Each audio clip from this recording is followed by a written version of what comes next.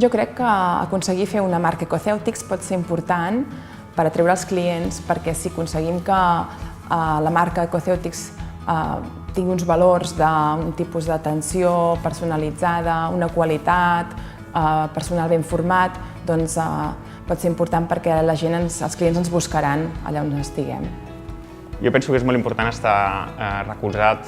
per una marca, estar dins d'una marca, tant en la imatge com en la gestió.